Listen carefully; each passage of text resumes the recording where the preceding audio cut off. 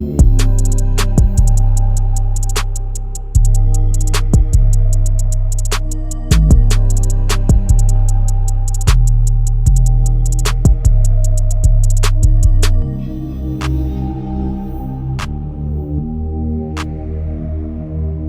back to Team to Beat Miami Heat podcast, your one-stop shop for daily Miami Heat content. My name is Amir. I got Trent and Martel joining me today. It's been a long time since the three of us had a conversation. There's a ton of Miami Heat news, ton of rumors right now. We're 1 week away from the trade deadline. Martel is at the gym pumping some iron, so he'll be here in a second. So we got Trent. He's at the Miami Heat Network. Make sure to go to his channel and subscribe to his channel. He's pushing to 5K. How's it going, Trent? I'm doing good, man. I feel like I haven't talked to you guys forever, but we got a lot of news to talk about. And keep liking, keep sharing, keep subscribing. We appreciate y'all.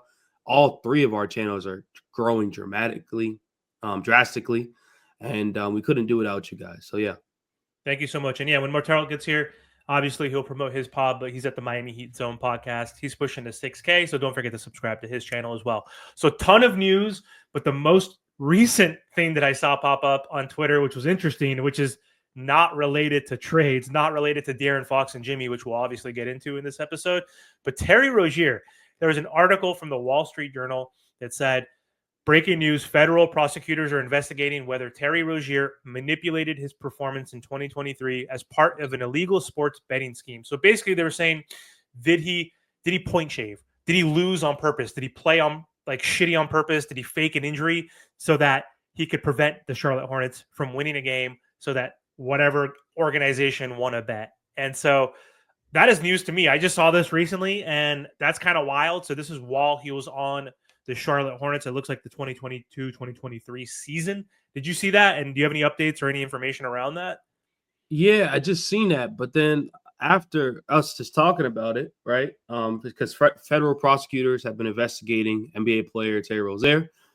And then I just seen Ira made a tweet right now. If you want to put it on the screen, yeah, Heat referring requests for comments to the NBA. Per NBA spokesman Mike Bass, the league conducted an investigation, did not find a violation of NBA rules. We're now aware of the investigation by the U.S. Attorney Office for the Eastern District of New York related to the matter and have been cooperating with the investigation. This would have been crazy if this investigation was ongoing and he was found, like they did find something, because then you have the Terry Rozier problem, which we've seen another NBA player, I believe his name is Jonte Porter, is in jail right now because of this. He's in jail right now. He actually went to jail. It's Michael Porter Jr.'s brother, right, on the Raptors. Yeah. He's in jail.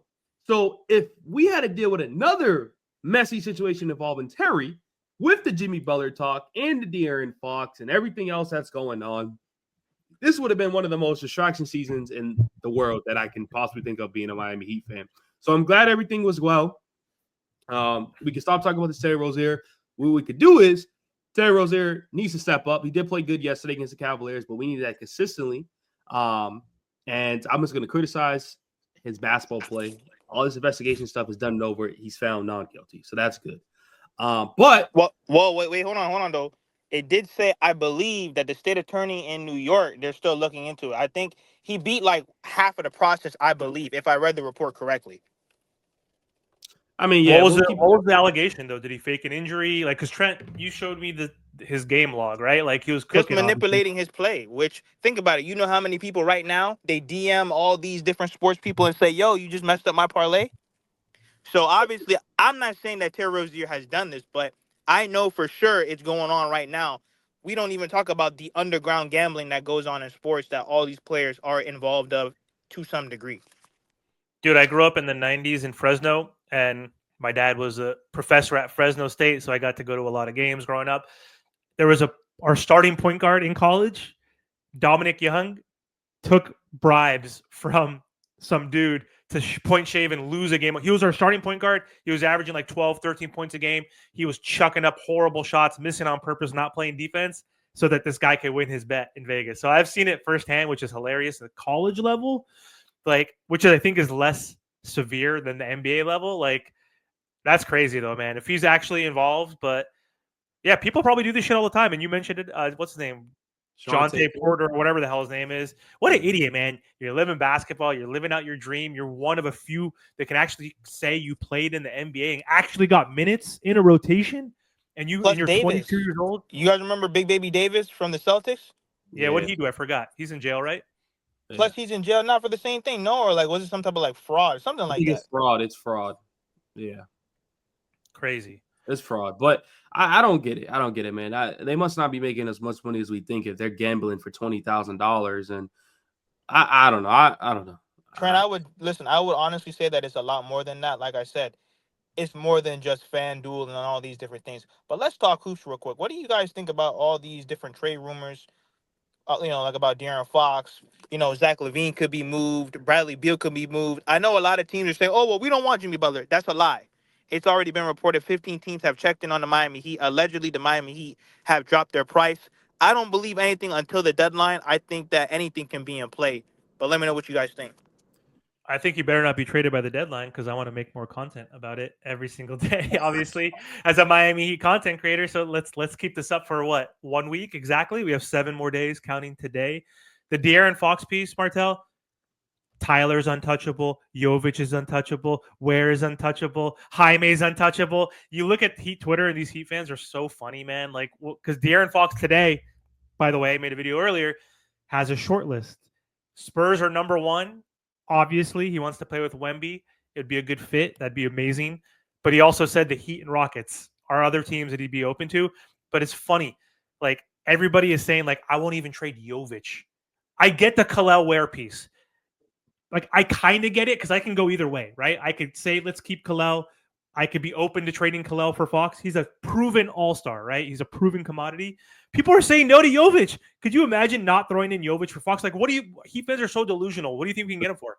Dude, Jaime, Jovic, Terry, and a first-round pick? That's not getting it done. The Spurs can beat us, right? Like, what are your thoughts on all that shit and him saying we're part of this trade preferences now? What I will say about this, right? The Miami Heat are like, they don't make their mind up, right? There's one side of the Miami Heat fans. We want to win championships. Let's trade for the best. Da, da, da, da. Then there's the other side. But we got to keep Jovic and Kalel Ware. Well, you can't have both, right? Jovic, Kalel Ware, and Jaime are not winning a championship, at least not right now, right? And I don't even think in the next 5 years, but whatever. Unless you think he's turning into a star player. Yes, we've seen Jovic play way better basketball. Like, I'll give him that. Like, I was one of the one that I'll trade him right away. But yes, we've seen the improvements. He looks good, but when you have a type of player on the market like this in De'Aaron Fox that we've been talking about De'Aaron Fox for a while now, mind you, people tend to forget we're waiting to 2026. Luka Doncic is not coming to the Miami Heat, so we can forget about that. Like, let's not. He is. Are you kidding me? You think he's going to pass up the biggest contract in the world to go and not come to the Heat? Okay, right? No, I'm just kidding. Obviously, the second best player that was going to be available was De'Aaron Fox. Now that he's available, you're telling me you don't go all in right now for De'Aaron Fox. De'Aaron Fox is going to be here for the future. He's not going to be here for 1 to 2, 3 years. He's still fairly young. He's still fairly great. And Bam Adebayo already made a recruitment pitch to him. Bam Adebayo was his groomsman at his wedding. Bam Adebayo and De'Aaron Fox are fairly close, right? And then I just don't understand, like, he wants to go to the Spurs. Bro, the Spurs are not even in the playoffs right now, I don't even think. So why, if he's leaving the Kings because he wants to win, why go to the Spurs and get worse? You know what I mean? Like, the Spurs, bro, the Spurs are not going to be a good team until like 2 or 3 years from now, bro. They still got to develop all their guys. He's young enough, though. He's still 27. I get it. I get your point, but you're right. It's going to take 2 to 3 years because Wemby, dude, look what Wemby's doing right now in his second. What is he in the second year or third? Yeah, I think he's second or third. Yeah, second year, dude. He's dominant right now. Imagine him in 3 more years when he puts on more weight. He's going to be more skillful. But it's a full team game, though. Like, bro, the Kings were playing good basketball. They were playing good basketball after they fired Mike Brown. So it's like, then you could say the Rockets. Okay, the Rockets make sense. But then again, I brought this up in my video. Why would the Rockets want to trade all their young players when they're the second in the Western Conference right now? They just beat the Celtics. They beat the Cavaliers. I mean, the Rockets are one of the hottest teams in the league. We all know when you trade for a star player, it takes a whole year plus the offseason for you to get the chemistry and connection to work. It doesn't take a half a season and then we're off the road and we're going to win a championship. It doesn't work like that. You know what I mean? So, like, I get those 2 preferred destinations, and maybe I'm being biased. Let me know in the comment sections. But for the Miami Heat, it just feels like, okay, you have an easier chance to win because we're in the Eastern Conference. You stay in the West, it is tough. It's tough over there. Why you Way want to stay in the tougher. West? Yeah, I agree.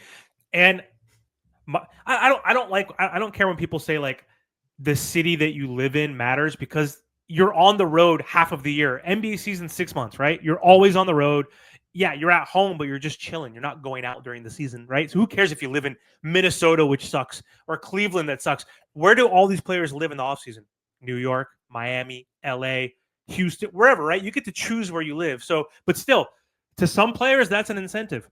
You live in Miami. It's beautiful all year round. It's warm. There's no income tax, right? Like you get to be a part of a good organization who actually, like, for all the shit that we've talked about, has 3 championships. Half the league doesn't even have one, right? Like for all the shit, like the Miami Heat still historically is a good organization that's well respected. But anyway, Martel, let's stick on the Fox piece before we shift to Wait, Jimmy. but hold on though, because Bam also made a very good point. That message was a very powerful message that he said about recruiting. And listen, honestly, I think What do you that's say? why certain people haven't come to the Miami Heat, because he's right. If you're not going to come here and work hard, and not just focus on numbers, you're going to come here and play both ends of the floor. It might as well you don't come, because I think that even though we might see a lot of these stars, like for example, Paul George. Look at what he's doing over there, like with the 76ers. He's so busy podcasting instead of actually trying to win. And he's under, what, $200 million? So we see a lot of these stars go to these various teams, and we wonder why it doesn't work. And Bam Adebayo is pretty much giving you pretty much a, big perspective of, before you come over here, this is what we're about. And I think that was very important. With De'Aaron Fox, everybody's on the table. I see why they don't want to trade Tyler Hero, because you want to pair those three together, but you can't be mad if they ask for Tyler Hero, especially when he's in his pretty much his best All-Star season. And De'Aaron Fox has been doing this longer than Tyler, right? This is Tyler's breakout year. This is his all-star year. Tyler is probably just as good almost as De'Aaron Fox right now if you compare them. But De'Aaron Fox is a 3-time all-star. He averaged 26 points per game 2 seasons ago, 25 this season, 25 last season, right? Like 24 like 4 years ago. Like De'Aaron Fox would be a great fit with Tyler Hero. I agree with that. Like, but if you're the Sacramento Kings and you're losing De'Aaron Fox, why would they not ask for Tyler Hero, who's 2 years younger, right? Who's an up and coming star? Like, why would they not ask for Khalil Ware? We only have one tradable pick. So here, we have to figure out what we get for Jimmy. Let's shift gears to Jimmy real quick. Whatever we get from Jimmy, if we do truly want De'Aaron Fox and we want to keep Tyler and Khalil, everybody else is on the table, right? Except for Bam, obviously. So that's Jovic, that's Jaime, that's whoever. Pele Larson, whatever it is, and whatever players we get, a Bruce Brown, a Wiggins, whoever it is. Plus, how many multiple picks do you think we need to trade for De'Aaron Fox? 2, 3? What do you think they're going to ask for at this point? Trent, Bro, I'm asking for 5 first-round picks for Fox? No way. Yes, bro. Well, how many first-round picks did Rudy Gobert get and Mikal Bridges get? But that was at that time. That was a different market. 4 and 5. Mikal got 5. Oh, okay. Then. Listen. I want 5 for De'Aaron Fox. You know what I mean?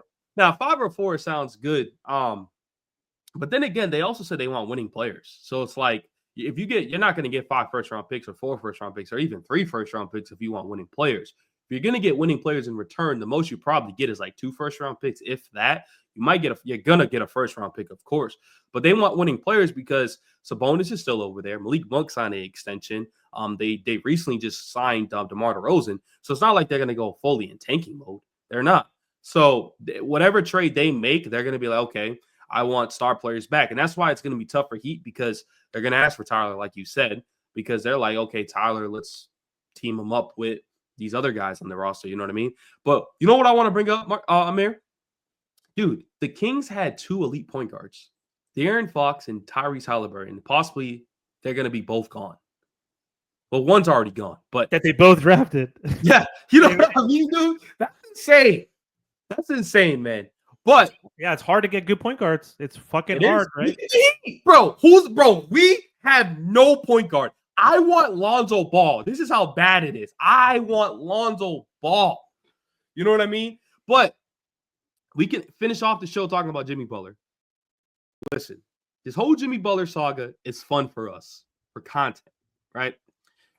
As a Heat fan, it's stressful because it's holding back all the good performances from Khalil Ware, right? And he has been playing a little bad a couple of days, but that's going to happen. Who cares, right? He's a rookie. But He's gonna be up and down. But Amir, we finally get what we want in Bam and Kelly. We finally get Tyler Hero playing his best basketball. But guess what? Jimmy Butler is now in the problem. You see what I'm saying? And I think Jimmy Butler's trying to I actually got something about Jimmy Butler. I think Jimmy Butler's trying to hold the Heat back. You know why? If you notice, every team that gets reported for the Heat, he's like, they come out, a report comes out, nah, I don't want to go there. You know why he doesn't want to go to the good teams? Because he knows the Heat are going to get good return. So if he goes to the Phoenix Suns, they know we're not going to get in good return because the Phoenix Suns don't have much to offer. Those other teams don't have much to offer in a 14 trade. Think about it. Every good team has been rumored to the Heat. Warriors, they backed off. But then they're back again and they're like, The Mavericks, they were in it, some not really. But if just think about that. The Memphis Grizzlies, they could have gave us a good couple players, young players. Nah, I don't want to go there. Now the Kings, nah, I don't want to go there. The other team that was brought up, nah, I don't want to go there. Bucks. Jimmy thinks he's slick. Jimmy thinks he's slick. No, but it was also reported, though, he doesn't want to go to Memphis. Now, look, it's all about business right now for Jimmy Butler, which one of his friends already highlighted, too, like in his spaces. Why would he go to Memphis? And then also, too, we also have to think about this. Jimmy Butler wants his money. Because he wants his money, and Memphis will not be able, because he wants $100 million right now. That's why we're in the predicament we're in. Phoenix already came out and said, listen, the minute we get Bradley Beal, all the money is yours. $100 million is yours. But no one wants Beal. That's the problem. That's the problem. So all these teams, they want Jimmy, but the reason why Jimmy doesn't want to go there, one, because of business reasons, but then also, two, the biggest reason is money. No one will be able to give him $100 million. Let's say Memphis does get him. Next season, he's going to have to opt into the $52 million, and then we'll see where they go from there. Martel, I have one thing real quick, Trent, too, also. Some other teams might be deterred because they don't want him to opt in also, because they're like, hey, we can get him as a rental, but he might even opt in. We lose that space. Do they want to pay a 36-year-old Jimmy Butler $52 million, which will be top 11? He's talking shit, crying like we haven't paid him. Martel has said this before in the past. We paid him to get him here, $150 million. We gave him $150 million or whatever it was in 2021, right? After he took us to the finals, we paid him for what he did, right, Martel? Thank you for taking us in the bubble. We did get swept, even though you were supposed to be stupidly locked in against the Bucks that next year. Fine. That sucks. That's a fluke. But you took us to the finals. We still think you're good. You're 32. We paid him for what he was going to do, right? Which is still part of the contract, which is his $52 million next year. Why is he complaining and bitching? We gave him for past performance and for future performance. Did we not, Martel? He wants future performances when we said thanks for getting us. You know what I mean, though? It's like, how delusional can he be? He's like, you're breaking down. You're only going to get older. We don't want to give this to you right now. Like, I understand he has made $300 million with the Miami Heat. That is why, once again, I don't care what anyone might say about, Pat Riley disrespecting him and the role players, because like I said, the same people that are listening to this pod right now at work, okay, when their boss tells them to do something, they run and go do it, whether they agree or not. Once again, we will not always agree with our jobs or whatever the case may be, but we have to go there and work. We can argue about role players and about did they get Jimmy Butler help, because at the same time, Jimmy Butler wanted Caleb Martin, Max Strus, Gabe Vincent, and the rest of those guys, or at least some of them, to stay. But all this lying and capping that we're doing for millionaires, he's making $500,000 plus a game. The least that he can do is go out there and go play for your team. Go play for the fans, and that's what it's about. That pissed me off too. His stupid little Instagram. I'm unemployed. My card doesn't work. I don't have a job, motherfucker. I work in tech. I've been unemployed for 8 months. You make $500,000 a year to play a game. I played yesterday, Trent, for free. Guess what I got? I got fucking some cardio and had some fun. You know what I mean? Like, this guy's talking about I'm unemployed. I'm like, how fucking tone deaf are you? How many of your fans are fucking broke or just middle class? Like, you're fucking, that shit pissed me off. I know he's clowning and joking. It didn't really piss me off that much, but it's like stupid shit like that, Jimmy. Talking about the money. Money don't matter. It's just a few bucks, whatever he said, Martel, right, in the offseason. Like, Jimmy is just an enigma. Anyway, Trent, what do you have to say? Yeah, now my last thing I'll say is, like, I get it. But at this point, you suspend him indefinitely. You need to have a trade. The Miami Heat need to have a backup trade ASAP, right? Because it's January 30th. The trade deadline is approaching in a week or so. You suspend him 9 games, now indefinitely. Now, and then if you don't trade him, he comes back. Now what? So they better have a trade already prepared, and they're just waiting. But then again, like, you waiting on some trades, like maybe that team that you have a trade with backs off. You know what I mean? Like, I think that's where we're at with this Miami Heat team, man. But hopefully De'Aaron Fox comes here in the offseason. Yeah, we'll see. Hopefully Jimmy doesn't get traded till next week. We'll see. But I am intrigued and I'm just curious what the hell are we going to get for Jimmy. No matter what, Heat Twitter is going to be so pissed, obviously, because we're obviously going to get peanuts compared to what we expected, right? Especially if we traded him this offseason, Trent, when we didn't give him the extension and the writing was on the wall, kind of like the De'Aaron Fox scenario. Like De'Aaron's coming out basically saying, I didn't request a trade. I'm not the bad guy. It's not me. But then the Kings are like, bro, you didn't sign the extension. We know you don't want to be here because otherwise you would have signed it. So they're being proactive, right? Which the Heat should have been proactive. Yeah, We're but being Jimmy lied reactive. though. Yeah, but Jimmy lied. Remember, he came in True. on I just media want to day hoop. saying, I just want to hoop, and Yep. well, the contract extension is not a big deal for me. And like I said, people continue to lie and cap for millionaires. Pat Riley never said he wasn't going to pay him. All he said is, let's worry about that in the offseason, and there's nothing wrong with that. I don't care. He's going to make $100 million between this year and next year. I understand, yeah, it's one more year, and you give it to him. But once again, all that comes down to is front office politics. But I can see it from both sides. But at the same time, I don't understand why Jimmy Butler can't go out there and play, like I said, when he's arguably making $100 million within the next 2 years. Man, Martel, you could be talking to yourself about this all the time, man. It is what it is with this Jimmy Butler clown. We love him, but we got to move on from him, man. But keep liking, keep sharing, keep subscribing. Go check out Martel's channel. The dude drops 8 videos a day. So if you want to stay updated to all Miami Heat content, Martel uploads it all. Check out Amir. He makes some NBA content also with Heat content. He's been uploading 4 videos a day. And you guys know who I am, Trent, Miami Heat Network. Upload like 2 videos a day, man. So we appreciate y'all. Like I said, all 3 of our channels have been growing drastically, and we couldn't do without y'all guys. So, yeah, love. Appreciate it, guys. Have a good one.